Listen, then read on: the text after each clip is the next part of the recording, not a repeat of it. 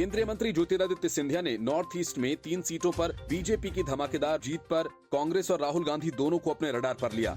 ज्योतिरादित्य सिंधिया ने कहा कि लोग प्रधानमंत्री नरेंद्र मोदी, गृह मंत्री अमित शाह और बीजेपी के राष्ट्रीय अध्यक्ष जेपी नड्डा के समावेशी सोच की सरकार में विश्वास जता रहे हैं। मोदी सरकार समग्र विकास की सरकार है और अंत्योदय के लक्ष्य को लेकर आगे बढ़ रही है। ज्योतिरादित्य सिंधिया ने कहा, कश्मीर से कन्याकुमारी और गुजरात से अरुणाचल प्रदेश तक सरकार इस समावेशी विचारधारा को आगे बढ़ाकर रख रही है। इसी के चलते चुनावी नतीजे बीजेपी के पक्ष में आ रहे हैं। जनता लगातार बीजेपी में अपने विश्वास को मजबूत करती जा रही है। वहीं राहुल गांधी के बदले लुक पर ज्योतिरादित्य सिंधिया ने कहा कि मैं उनके लुक पर कुछ नहीं बोलूंगा, लेकिन त्रिपुरा, मेघालय और नागालैंड विधानसभा चुनावों के नतीजे सामने आए हैं, उससे कांग्रेस पार्टी का लुक स्पष्ट हो गया है। असल में 3 राज्यों के चुनावों में कांग्रेस नागालैंड में लगातार दूसरी बार अपना खाता नहीं खोल पाई और त्रिपुरा में उसे महज 3 सीटें मिली, वह भी तब जब उसने सीपीएम के साथ गठबंधन किया था। कांग्रेस के साथ गठबंधन करने का खामियाजा सीपीएम को उठाना पड़ा और 2018 में 16 सीटें जीतने वाली सीपीएम को महज 11 सीटों पर संतोष करना पड़ा। भारत जोड़ो यात्रा के दौरान राहुल गांधी की दाढ़ी बढ़ी हुई थी। यात्रा के दौरान उन्होंने दाढ़ी भी नहीं कटवाई थी। दाढ़ी को लेकर बीजेपी की तरफ से उनके ऊपर हमले भी हुए थे, लेकिन नागालैंड पहुंचते ही राहुल गांधी ने अपनी दाढ़ी का स्टाइल बदल लिया। अब राहुल गांधी का बदला हुआ लुक सामने आया है। वह ब्रिटेन की एक यूनिवर्सिटी में नए लुक में दिखे। राहुल गांधी की नई तस्वीरें सामने आ गई हैं। कांग्रेस में रहने के दौरान राहुल गांधी और ज्योतिरादित्य सिंधिया में अच्छी दोस्ती थी। दोनों हमेशा साथ दिखते थे। अब दोनों की राहें अलग हैं, तो एक दूसरे पर सीधे वार करने से बचते हैं, लेकिन मौका मिलने पर दोनों एक दूसरे पर तीर चलाने से नहीं चूकते। मनीष सिसोदिया की गिरफ्तारी और उनके साथ सत्येंद्र जैन के इस्तीफे के बाद सुकेश चंद्रशेखर ने फिर से चिट्ठी के जरिए एक अहम खुलासा किया। सुकेश ने बताया कि कैसे उसके जन्मदिन की पार्टी में अरविंद केजरीवाल और मनीष सिसोदिया ने शोले फिल्म का गीत ये दोस्ती हम नहीं तोड़ेंगे गाया था, लेकिन सिर्फ पैसे के लिए केजरीवाल ने दोस्ती तोड़ दी। सुकेश चंद्रशेखर ने जेल से चिट्ठी लिखकर मुख्यमंत्री अरविंद केजरीवाल, मनीष सिसोदिया और सत्येंद्र जैन पर कई आरोप लगाए। सुकेश चंद्रशेखर ने केजरीवाल सरकार पर बच्चों की पढ़ाई में भी घोटाला करने का आरोप लगाया। सुकेश ने केजरीवाल सरकार पर टैबलेट घोटाले का आरोप लगाया। सुकेश ने दावा किया कि पहले बच्चों को टैबलेट्स बांटे जाने को लेकर जो मसौदा तैयार हुआ था उसमें टैबलेट्स मेरे जरिए एक चीनी कंपनी से खरीदे जा रहे थे। सुकेश चंद्रशेखर ने अपने लेटर में आरोप लगाया कि दूसरी कंपनी ने 20% ज्यादा कमीशन देने का लालच दिया, तो केजरीवाल सरकार ने टेंडर मुझे न देकर किसी दूसरे को देने का फैसला कर लिया। उसका आरोप है कि स्कूली बच्चों की स्टेशनरी और टैबलेट में घोटाला किया गया। सुकेश चंद्रशेखर ने अलग अलग कॉन्ट्रैक्ट के जरिए अरविंद केजरीवाल पर 1000 करोड़ रुपए का कमीशन लेने का आरोप लगाया। सुकेश का दावा है कि 25 मार्च 2017 को अरविंद केजरीवाल, मनीष सिसोदिया और सत्येंद्र जैन ने उनके जन्मदिन पर ये दोस्ती हम नहीं छोड़ेंगे का गाना गाया था, लेकिन पैसों के लालच में अपना वादा तोड़ दिया। सुकेश ने कहा, केजरीवाल मुझे ठग कहते हैं, लेकिन वे सबसे बड़े घोटालेबाज हैं। सुकेश का दावा है कि एक अंतर्राष्ट्रीय अखबार में सरकार की तारीफ का जो आर्टिकल छपा था वो भी मेरे माध्यम से मनीष सिसोदिया और सत्येंद्र जैन ने छपवाया था। सुकेश ने अपनी चिट्ठी में लिखा कि ईडी ने जैसे ही मुझे हिरासत में लिया उसके बाद मिस्टर चतुर्वेदी को भी समन किया गया, जो सत्येंद्र जैन का हवाला ऑपरेटर है। महाठग ने अपनी चिट्ठी में दावा किया कि मिस्टर चतुर्वेदी सत्येंद्र जैन और अरविंद केजरीवाल के लिए काम करता था। 4 दिन पहले सुकेश ने ईडी के सामने अपने बयान में केजरीवाल, सत्येंद्र जैन और मिस्टर चतुर्वेदी के राज खोले। उसके बाद केजरीवाल ने सत्येंद्र जैन को तुरंत मंत्री पद से हटा दिया, जबकि यह फैसला आपने 9 महीने में नहीं लिया था। Bureau report, news of India. Look बदलकर अपना लक बदलने के लिए इन दिनों राहुल गांधी विदेश में हैं। 3 राज्यों में कांग्रेस की तबाही के बाद ब्रिटेन में राहुल गांधी को पेगासस की याद आ गई, जिसकी जांच करवाने के बाद सुप्रीम कोर्ट को कुछ मिला नहीं था, लेकिन राहुल गांधी हैं और उनकी जुबान है, सो उन्होंने कह डाला कि उनके फोन में जासूसी सॉफ्टवेयर पेगासस था। इतना ही नहीं, उन्होंने कहा कि भारत में बड़ी संख्या में नेताओं के फोन में पेगासस था। राहुल ने दावा किया कि एजेंसी के अफसरों ने उन्हें फोन पर संभल कर बात करने की सलाह दी थी, क्योंकि फोन की रिकॉर्डिंग की जा रही है। राहुल गांधी पेगासस पर ही नहीं रुके, उन्होंने तो यहां तक कह डाला कि कश्मीर में उनकी मुलाकात आतंकवादियों से भी हुई थी। राहुल गांधी के इस तथ्यहीन प्रलाप पर बीजेपी नेता अनुराग ठाकुर ने पलटवार किया और कहा कि पेगासस कहीं और नहीं, राहुल गांधी के दिमाग में है। अनुराग ठाकुर ने राहुल गांधी को निशाने पर लेते हुए कहा कि इटली के प्रधानमंत्री जॉर्जिया मेलोनी ने क्या कहा, शायद राहुल गांधी सुन नहीं पाए।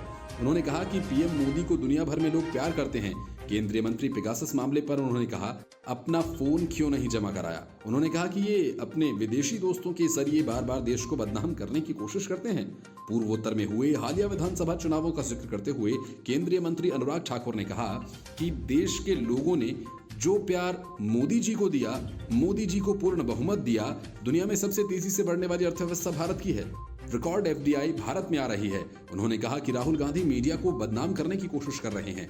यही नहीं, देश की संवैधानिक संस्थाओं को बदनाम करने का कोई मौका नहीं छोड़ते। अनुराग ठाकुर ने कहा कि पेगासस की जांच होने पर राहुल ने अपना फोन जमा नहीं कराया, लेकिन विदेश में जाकर जिक्र कर रहे हैं। इसके पहले राहुल ने कहा कि भारत में लोकतंत्र खतरे में है। हम लोग एक निरंतर दबाव महसूस कर रहे हैं। विपक्षी नेताओं पर केस किए जा रहे हैं। मेरे ऊपर कई केस किए गए। ऐसे मामलों में केस किए गए जो बनते ही नहीं हैं। हम अपना बचाव करने की कोशिश कर रहे हैं।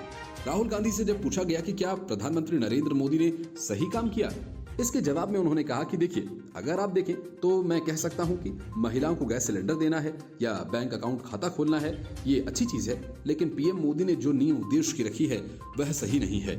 वे भारत की पहचान को नष्ट कर रहे हैं। वे भारत में एक ऐसा विचार थोप रहे हैं जो भारत कभी नहीं ले पाएगा। उन्होंने कहा कि यहाँ पर एक सिख बैठे हुए हैं, ये भारत से हैं। हमारे यहाँ मुस्लिम हैं, ईसाई हैं, सिख हैं, अलग अलग भाषाएं हैं, लेकिन प्रधानमंत्री नरेंद्र मोदी कहते हैं ये भारत में सेकंड क्लास सिटीजन हैं। मैं उनसे सहमत नहीं हूं। राहुल ने कहा कि हम एक ऐसी दुनिया नहीं चाहते जो लोकतांत्रिक मूल्यों से जुड़ी हुई न हो, इसलिए हमें नई सोच की जरूरत है। हम एक ऐसी दुनिया को बनते हुए नहीं देख सकते जहां लोकतांत्रिक मूल्य न हों। इसलिए हमें एक नई सोच अख्तियार करनी पड़ेगी कि हमें बिना किसी दबाव के लोकतांत्रिक माहौल तैयार करना है। इस बारे में चर्चा करें। राहुल गांधी ने कहा कि मीडिया और न्यायपालिका पर कब्जा हो गया है। दलित और अल्पसंख्यकों पर, आदिवासियों पर हमले हो रहे हैं। कोई भी आलोचना करता है तो उसको धमकाया जाता है। राहुल गांधी ने कहा कि जब मैं कश्मीर जा रहा था तो मेरे पास सिक्योरिटी के लोग आए। उन्होंने कहा कि हमें आपसे बात करनी है। उन्होंने बताया कि मैं कश्मीर में यात्रा नहीं कर सकता, ये बुरा विचार है। मुझ पर ग्रेनेड फेंके जा सकते हैं, लेकिन मैंने उनसे कहा कि मुझे अपनी पार्टी के लोगों से बात कर लेने दीजिए। मैंने उनसे कहा कि मैं यात्रा जरूर करूंगा। राहुल गांधी और कांग्रेस ने बार बार अपना लुक बदला, लेकिन इससे न तो राहुल गांधी और न ही कांग्रेस का लुक बदला। भारत जोड़ो यात्रा के बाद तीनों राज्यों के नतीजे सामने हैं और कांग्रेस वहीं खड़ी है जहां वो पहले थी। चिंतन के कई दौर खत्म हो गए, लेकिन कांग्रेस की चिंता नहीं मिटी। केंद्र की सत्ता से वो 9 साल से दूर है और राज्यों में मिल रही हार उसे और कमजोर कर रही है। पूर्वोत्तर के राज्यों मेघालय, त्रिपुरा और नागालैंड में मिली करारी हार ने उसे दोबारा चिंतन करने का मौका दे दिया है। ऐसा इसलिए भी क्योंकि हाल ही में कांग्रेस सांसद राहुल गांधी ने भारत जोड़ो यात्रा की थी, जिसे अपार जनसमर्थन मिला। लगा शायद कांग्रेस अब कम बैक करेगी। 3 महीने पहले हुए हिमाचल विधानसभा चुनाव में मिली जीत से उसे इसका थोड़ा फायदा मिला, लेकिन ताजा नतीजों ने उसे फिर से हार के पथ पर धकेल दिया। त्रिपुरा में उसे 60 में से 3 सीटों पर जीत मिली थी, तो मेघालय में 69 में से 5, नागालैंड में कांग्रेस का सुपड़ा ही साफ हो गया और उसे वहां एक भी सीट नहीं मिली। तीनों राज्यों में मिली हार के बाद कांग्रेस के महासचिव जयराम रमेश ने कहा कि पूर्वोत्तर के राज्यों में हमारा प्रदर्शन और बेहतर होगा। नतीजे हमारे लिए काफी निराशाजनक हैं, लेकिन बाकी राज्यों से आए उपचुनाव के नतीजे और उसमें मिली जीत जरूर हमारे लिए उत्साह बढ़ाने वाली है। उन्होंने कहा कि पार्टी जल्द से जल्द मिली हार पर मंथन करेगी और संगठन को मजबूत करने के लिए कदम उठाए जाएंगे। मेघालय, त्रिपुरा और नागालैंड में मिली हार के बाद कांग्रेस के आला नेताओं ने हार की वजह स्थानीय मुद्दों और लीडरशिप की कमी बताया। वहीं ये बात भी सही है कि कांग्रेस आला कमान की तरफ से कोई बड़ा नेता इन राज्यों में पार्टी का प्रचार करने गया ही नहीं। खुद सांसद राहुल गांधी ने मेघालय में मात्र एक रैली की थी और नागालैंड और त्रिपुरा से उन्होंने दूरी बनाए रखी। कांग्रेस महासचिव जयराम रमेश से पूछा गया कि क्या पार्टी के बड़े नेताओं का चुनाव प्रचार न करना हार की वजह बना, तो उन्होंने कहा कि ऐसा नहीं है। रमेश ने कहा कि यह स्थानीय चुनाव थे, न कि राष्ट्रीय चुनाव, और पार्टी का कोई बड़ा नेता अपने बूते चुनाव के नतीजे नहीं बदल सकता। राष्ट्रीय स्तर की राजनीति में नागालैंड का मामला थोड़ा अलग है। यहाँ कांग्रेस को एक भी सीट नहीं मिली। मेघालय में साल 2018 में हुए चुनाव में कांग्रेस का प्रदर्शन अच्छा रहा था। भले ही उसे जीत नसीब नहीं हुई थी, लेकिन 60 विधानसभा सीटों में उसे 21 सीटें मिली थीं। इस बार मेघालय चुनाव में उसे मात्र 5 सीटें नसीब हुई, मतलब पहले के मुकाबले 16 सीटें कम हो गईं। त्रिपुरा की बात करें तो कांग्रेस यहां सीपीएम के साथ मैदान में उतरी थी। लगा था दोनों का साथ बीजेपी को सत्ता से बाहर कर ही देगा, लेकिन ऐसा कुछ हुआ नहीं। सीपीएम को जहां 11 सीटें मिली, वहीं कांग्रेस को सिर्फ 3। वहां की स्थानीय पार्टी त्रिपुरा मोथा पार्टी को भी सीपीएम कांग्रेस की जोड़ी अपने साथ मिलाने में नाकामयाब रही। बीजेपी ने यहीं बाजी मार ली। टीपीएम ने भारतीय जनता पार्टी को समर्थन देने का ऐलान किया। कांग्रेस को तीनों राज्यों में मिली हार के बाद ये साफ हो गया कि पार्टी की चुनावी रणनीति और मैनेजमेंट वाकई गंभीर मुद्दा बन गया है और इन चुनावों में लाचार नजर आता है। Report, news of India. Delhi में आम आदमी पार्टी की सरकार द्वारा किए गए हजारों करोड़ के शराब घोटाले को अरविंद केजरीवाल अब तक फर्जीवाड़ा बताते आए हैं। इस मामले में मनीष सिसोदिया की गिरफ्तारी और उसके बाद सीबीआई की टीम जिस तरह से डिजिटल और फोरेंसिक सबूत जुटा रही है, उससे अरविंद केजरीवाल की सरकार मुसीबत में फंसी दिख रही है। मनीष सिसोदिया से रिमांड में हुई पूछताछ के बाद अब मुख्यमंत्री अरविंद केजरीवाल को भी सीबीआई और ईडी के दफ्तर पूछताछ के लिए बुलाया जा सकता है। वजह ये कि सूत्रों का कहना है कि मनीष सिसोदिया से पूछताछ के दौरान जांच एजेंसीज को ऐसे पुख्ता सबूत मिले जिसके बाद अरविंद केजरीवाल से पूछताछ करना जरूरी है। ईडी सत्येंद्र जैन से इस पूरे मामले पर पहले ही तिहाड़ जेल में जाकर पूछताछ कर चुकी है। आरोप है कि आबकारी विभाग के एक ब्यूरोक्रेट ने घोटाले में पूछताछ के दौरान सीबीआई के सामने कबूल किया है कि सिसोदिया ने उन्हें केजरीवाल के घर बुलाया था। इस दौरान वहां सत्येंद्र जैन भी गए थे। वहीं सिसोदिया ने उन्हें मौखिक रूप से शराब कारोबारियों के लिए कमीशन बढ़ाने के लिए ड्राफ्ट तैयार करने को कहा था। दावा किया जा रहा है कि समीर महेंद्रू ने जांच एजेंसी को बताया था कि जेल में बंद नायर के फोन से केजरीवाल ने फेस टाइम पर वीडियो कॉल कर उन्हें कहा था कि विजय नायर उनका बच्चा है, उन पर वो भरोसा करें। महेंद्रू का दावा है कि इस पूरे मामले में करोड़ों रुपए केजरीवाल के आदेश पर दिए गए थे, जिसे गोवा चुनाव में खर्च किया गया था और इस पूरे मामले में ईडी विज्ञापन कंपनी से भी पूछताछ कर चुकी है। दावा माना जा रहा है कि दोनों आरोपों में केजरीवाल सीधे तौर पर शामिल हैं। उन्हें महेंद्रू विजय नायर के सामने बिठाकर पूछताछ करना जरूरी है, जिससे सच का पता लगाया जा सके। सीबीआई ईडी ने आबकारी विभाग के कार्यालय में देर रात तक छापा मारा था और इस दौरान एजेंसी को एक डिजिटल डिवाइस मिला। इसमें आबकारी नीति के ड्राफ्ट और शराब कारोबारियों के कमीशन बढ़ाने संबंधी फाइल थी, पर विभाग के सरकारी कंप्यूटर में ये फाइल नहीं थी। इस पर सीबीआई ने सिस्टम इंजीनियर को बुलाकर पूछा कि फाइल कहां है। सिस्टम इंजीनियर की सूचना पर 14 जनवरी को मनीष सिसोदिया के ऑफिस से कंप्यूटर सीज किया गया। दावा है कि कंप्यूटर से अधिकतर फाइल्स को डिलीट कर दिया गया था।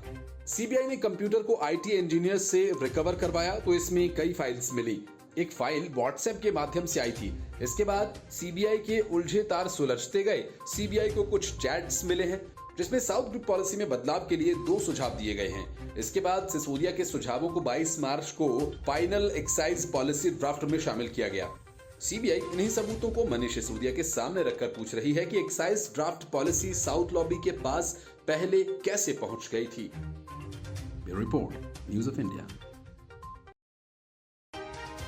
अपना लुक बदलकर राहुल गांधी लंदन में प्रवचन देने गए और देश में कांग्रेस 3 राज्यों में बुरी तरह से हारी ही नहीं बल्कि जिस सीपीएम ने कांग्रेस का साथ दिया था उसका भट्टा भी बैठ गया।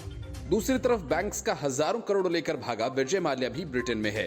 इधर सुप्रीम कोर्ट ने उनकी प्रॉपर्टी को जब्त करने का रास्ता साफ कर दिया है और इसके साथ ही माल्या के वकील ने उसका मुकदमा लड़ने से इनकार कर दिया। माल्या की संपत्ति जब्त करने को लेकर मुंबई की अदालत ने फैसला सुनाया था।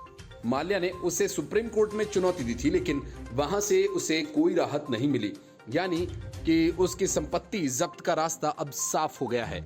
असल में सुप्रीम कोर्ट ने विजय माल्या की उस याचिका को खारिज कर दिया है जिसमें मुंबई की एक अदालत के माल्या को भगोड़ा आर्थिक अपराधी घोषित करने और उसकी संपत्ति को जब्त करने की कार्रवाई को चुनौती दी गई थी। यानी माल्या को एक साथ 2 बड़े झटके लगे हैं। एक तरफ वो आर्थिक अपराधी ही रहने वाला है, उसकी संपत्ति भी जब्त होने जा रही है और बड़ी बात ये कि सुप्रीम कोर्ट में सुनवाई के दौरान माल्या के वकील ने दावा किया कि उन्हें अपने क्लाइंट से कोई जानकारी नहीं मिली है, वे खुद अंधेरे में हैं। ऐसे में इस पूरे मामले में माल्या को झटका मिलना लाजिमी था क्योंकि उनके लिए लड़ रहे वकील खुद कई मुद्दों पर क्लियर नहीं थे। वैसे ये कोई पहली बार नहीं है जब माल्या के वकील ही अंधेरे में रहे हों और कोर्ट ने भगोड़े को झटका दिया हो। पिछले साल नवंबर में विजय माल्या का एक केस लड़ने से ही वकील ने मना कर दिया था। उसने अपने हाथ पीछे खींच लिए थे। असल में भारतीय स्टेट बैंक के साथ विजय माल्या के कुछ मौद्रिक विवाद चल रहे हैं। उसी मामले में एडवोकेट ईसी अग्रवाल उसके वकील की भूमिका निभा रहे हैं, लेकिन हाल ही में हुई सुनवाई में ईसी अग्रवाल ने माल्या का केस लड़ने से ही मना कर दिया। उन्होंने जस्टिस चंद्रचूड़ और हेमा कोहली की बेंच को कहा था कि जितनी मुझे जानकारी है माल्या अभी ब्रिटेन में है, लेकिन वो मुझसे कोई बात नहीं कर रहा है। मेरे पास सिर्फ उसका ईमेल एड्रेस मौजूद है। अब क्योंकि हम उसे ट्रेस नहीं कर पा रहे हैं, ऐसे में उन्हें रिप्रेजेंट करने से मुझे छुट्टी मिल जानी चाहिए। Report, news of India. North east के 3 राज्यों त्रिपुरा, नागालैंड और मेघालय विधानसभा चुनाव परिणाम आने के बाद केंद्रीय उड्डयन मंत्री ज्योतिरादित्य सिंधिया ने राहुल गांधी पर जोरदार हमले किए। उन्होंने कहा कि तीनों राज्यों में कांग्रेस की बुरी हार के लिए कोई और नहीं, सिर्फ राहुल गांधी ही जिम्मेदार हैं। उन्होंने राहुल गांधी के कैम्ब्रिज में बदले लुक को लेकर कहा, क्या उनका कोई लुक बाकी रह गया है? एक कार्यक्रम में शिरकत करने एमपी के ग्वालियर पहुंचे ज्योतिरादित्य सिंधिया ने कहा कि राहुल गांधी को पूरे देश की जनता ने नकार दिया है और साथ ही ये भी कहा कि मैं उनके लुक की बात नहीं करना चाहता। पूर्वोत्तर के तीनों राज्यों के परिणाम ही बता रहे हैं कि देश की सियासी फिजा में उनकी हैसियत अब क्या है। तीनों राज्यों के चुनाव परिणाम से स्पष्ट है कि राहुल गांधी और उनकी भारत जोड़ो यात्रा को किसी ने गंभीरता से नहीं लिया। मध्य प्रदेश में कांग्रेस की स्थिति बहुत खराब है, इसके रुझान अभी से मिलने शुरू हो गए हैं। ज्योतिरादित्य सिंधिया यहीं नहीं रुके, उन्होंने कुटिल मुस्कान बिखेरते हुए चुटकी ली और कहा कि एमपी में साल 2023 के अंत में विधानसभा चुनाव होने हैं। ऐसा भी हो सकता है कि तब तक कांग्रेस पार्टी ही न बचे। केंद्रीय मंत्री ज्योतिरादित्य सिंधिया ने ग्वालियर में स्मार्ट सिटी प्रोजेक्ट के तहत जारी विकास कार्यों का निरीक्षण करने के लिए ग्वालियर पहुंचे थे। उन्होंने स्मार्ट सिटी प्रोजेक्ट पर तेजी से काम जारी रखने के लिए पीएम नरेंद्र मोदी और मुख्यमंत्री शिवराज सिंह चौहान का आभार जताया। एमपी की शिवराज सरकार के द्वारा जारी बजट को उन्होंने जनता के हित वाला बताया। केंद्रीय मंत्री सिंधिया ने ग्वालियर के जबलपुर हाईवे पर बन रहे ISBT कटोरा ताल के थीम रोड से होकर महाराज बाड़े पर बन रही मल्टी लेवल पार्किंग और पेडेस्ट्रियन जोन, गोरखी के digital museum, arts and craft centre को लेकर जारी कार्यों का जायजा लिया। साथ ही प्रोजेक्ट के बारे में अधिकारियों से डिटेल जानकारी भी हासिल की। उन्होंने थीम रोड के निरीक्षण के दौरान घटिया निर्माण और प्रोजेक्ट में देरी को लेकर अधिकारियों से असंतोष भी इजहार किया। 2 साल पहले तक ज्योतिरादित्य सिंधिया राहुल गांधी के करीबियों में शुमार हुआ करते थे। अब वो बीजेपी के सांसद और केंद्रीय मंत्री हैं। यही वजह है कि मौका मिलते ही वो राहुल गांधी पर हमला करने से नहीं चूकते। वहीं राहुल गांधी से पहले एमपी के पूर्व सीएम कमलनाथ और कांग्रेस के कद्दावर नेता दिग्विजय सिंह पर लगातार निशाना साध रहे हैं।